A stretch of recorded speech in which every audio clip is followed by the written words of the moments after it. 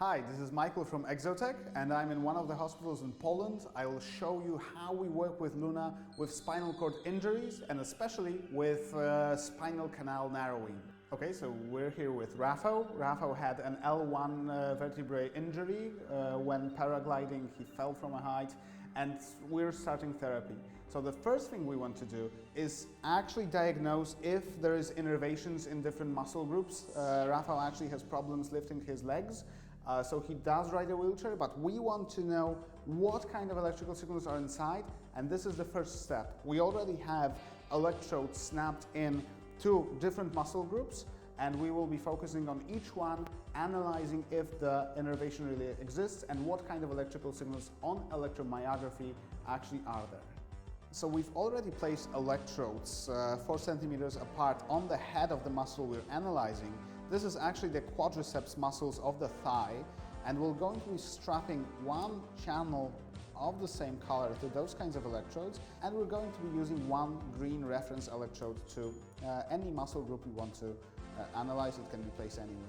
So we can have up to 4 of those kinds of channels analyzing different muscles and gathering information about innervation of those muscles.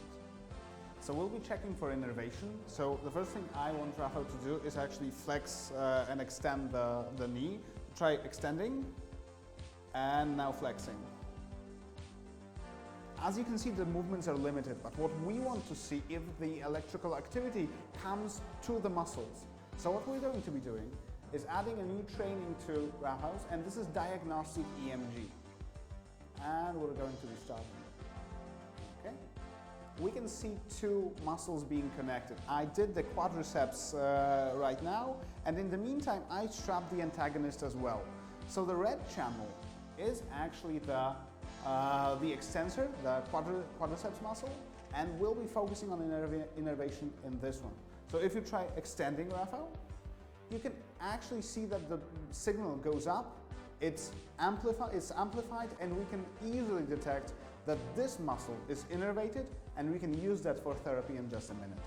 For Rafał, we're going to be using the lower limb extension. We'll be fitting it to Luna as we speak, and we'll be doing therapy with EMG for neurology. So with Rafał, we're going to be doing a new training with electromyography, T and H, trigger and hold, and we're going to be going next.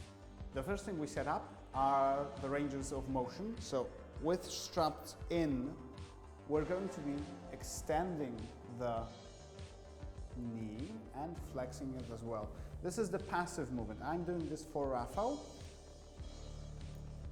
I'm going to stop it and relieve the weight relief with Luna to compensate for the weight of the limb itself.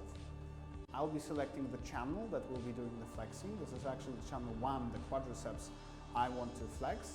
And flexion up means that the robot will be going up. And we're going to be launching. We can already see the 2 channels. The first thing I do is go to calibration. Rafał, if you relax right now, you can see that EMG channel, the first one, the red one, is pretty much stable.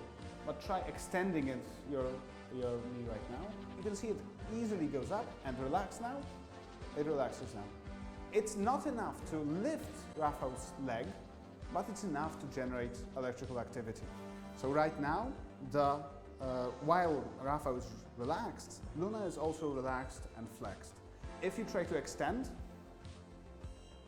Luna actually assists Rafał while extending and relax now. As you can see, all of this is done for assistance of Rafał, so it's not passive movement. It's actually generated through the muscle, through the quadriceps muscle, to Luna, analyzed, diagnosed, and then assisted for movement. Try again. This way, you can really assist spinal cord injuries. You can work with multiple sclerosis, with brain strokes, with spinal cord injuries, and now relax.